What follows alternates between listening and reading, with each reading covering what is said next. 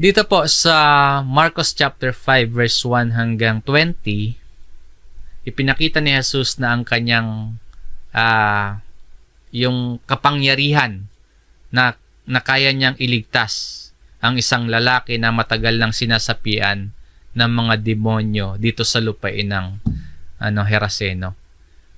Ang lalaking ito, yung sa kwentong ito, nabago ng sobra.